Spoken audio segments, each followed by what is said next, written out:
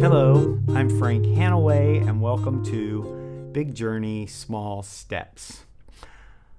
I apologize that I haven't made a video in a while, but everything's been packed away, and in fact today when I went looking for things, there's one cable that's missing, so I'm sort of doing this on a wing and a prayer.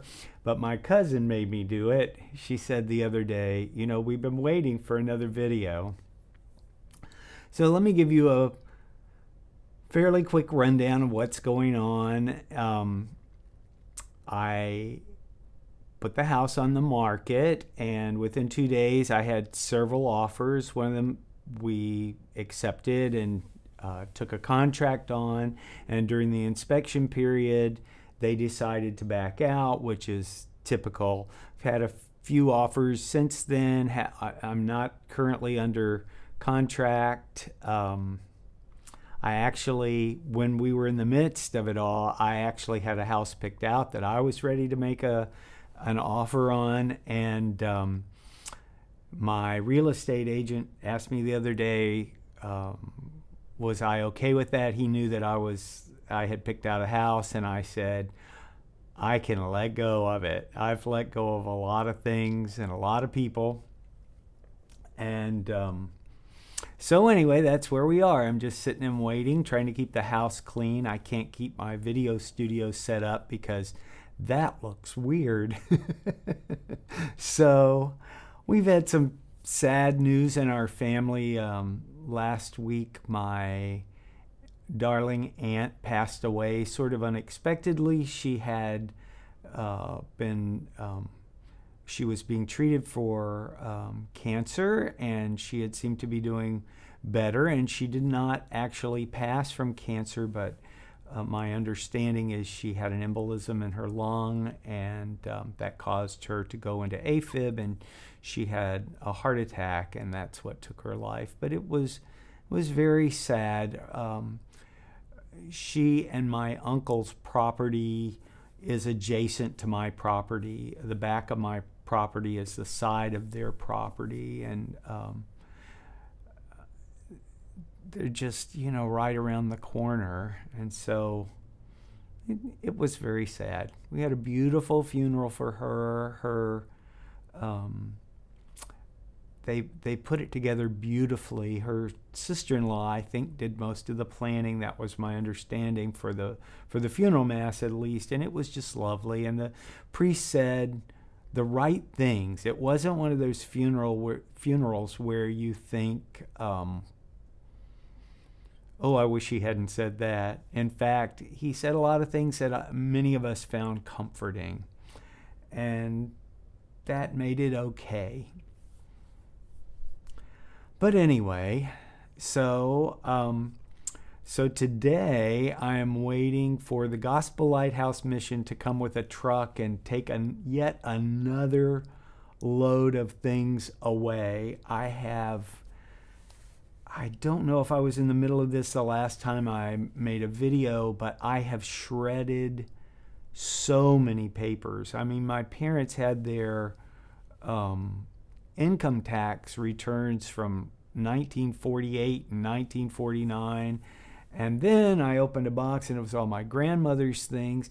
And because I live in a small town where things change very little, the addresses on a lot of the things were the same, and my father's name and my name are the same, so I had to be very careful about identity theft. So I did a lot of shredding, and so I guess I'm in a good place. I'm trying to be helpful to people. It's very it puts you in a little bit of turmoil when you're showing your house, because you get a text message and they say, can you show the house at such and such a time? I have yet to say no, because you can't sell it if you don't show it. But there's all this emotional conflict. This is the house I grew up in. It doesn't suit my needs, but I still love it. It's too much for me to take care of. And also, I'm having to plan for the rest of my life.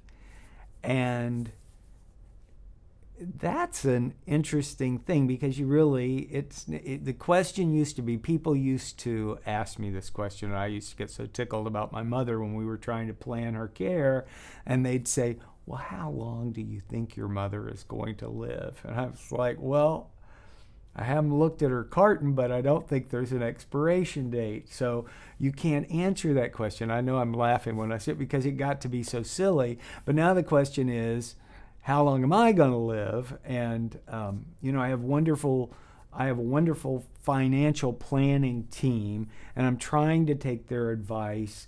But there's a limit to how much you need to focus on what happens if I live to be 96, Both my parents passed away at 87, and I have no idea.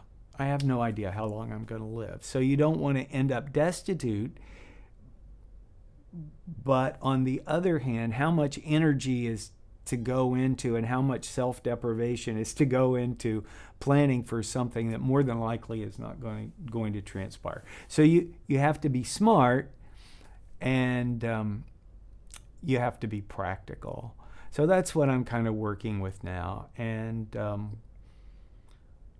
it's very nice that I've spent so long working on my likes and dislikes and being able to change them to go along with what is most beneficial, not just to me, but to the community and to the world. And so I've fallen in love with 2 houses that I wanted to buy so far, and I've let go of both of them. This one house may be on the market by the time I'm ready. I don't know whether it will be or not. But in any event, I'm not obsessed about it. And it was kind of hard at first because when you're making a decision, I had this, when I first started meditating, I think the next year or the year after, I had to buy a car. And that was a really interesting experience because it's so unsettling, and to change your mindset from the car that rings your bells to the car that is what you need and will last and has less negative impact on the environment. Those were the big things for me.